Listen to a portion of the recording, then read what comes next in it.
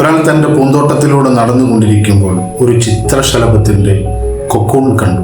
അതുതന്നെ ശ്രദ്ധിച്ചു നിന്ന അയാൾ കണ്ടത് ആ കൊക്കൂണിൻ്റെ ഒരു ഭാഗത്ത് ചെറിയ ഒരു ദ്വാരം പ്രത്യക്ഷപ്പെടുക, അതിലൂടെ പതിയെ ആ ചിത്രശലഭം പുറത്തു കടക്കാൻ ശ്രമിക്കുന്നതുമാണ്. അദ്ദേഹം അതുതന്നെ ശ്രദ്ധിച്ചു നിന്നു.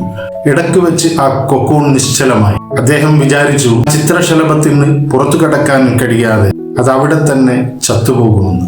ഇങ്ങനെ ദയ തോന്നിയ അദ്ദേഹം ചിത്രശലഭത്തെ രക്ഷിക്കാൻ ശ്രമിച്ചു. ഒരു കത്രിക കൊണ്ടുവന്ന് പതിയെ ആ ദ്വാരം വലുതാക്കി കൊടുത്തു. അങ്ങനെ ആ വലുതാക്കിയ ആ കൊക്കൂണിൽ നിന്നും ചിത്രശലഭം താഴെ വീണു. തടിച്ച ശരീരവും ശക്തിയില്ലാത്ത ചിറകുകളും കാരണം ആ ചിത്രശലഭത്തിന് പറന്നുയരാൻ കഴിഞ്ഞില്ല. അത് ഇഴഞ്ഞിഴഞ്ഞ് നീങ്ങി ജീവിതം അവസാനിപ്പിച്ചു. അയാൾക്കറിയില്ലായിരുന്നു ആ കൊക്കൂണിൽ നിന്നും അത് പുറത്തു കടക്കാൻ ശ്രമിക്കുന്ന പോരാട്ടമാണ്, സ്ട്രഗിളാണ്.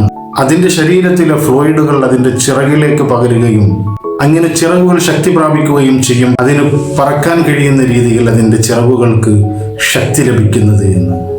ചിത്രശലഭത്തിന്റെ ശരീരത്തിലുള്ള ഫ്ലോയിഡ് ചിറകുകളിലേക്ക് പകരാൻ ദൈവത്തിന്റെ ഒരു സംവിധാനമായിരുന്നു ആ പോരാട്ടം എന്നത്, ആ സ്ട്രഗിൾ എന്നത്. നമ്മുടെ ജീവിതത്തിലെ ഓരോ പ്രശ്നങ്ങളെയും പ്രയാസങ്ങളെയും നമുക്ക് കരുത്താർജിക്കാനുള്ള ഒരവസരമായി കണ്ടെത്തുക. സകല വെല്ലുവിളികളെയും നേരിട്ട് പോരാട്ടം നടത്തിക്കൊണ്ട് തന്നെ കരുത്താർജിച്ച് നമുക്ക് മുന്നോട്ട് പോകാം.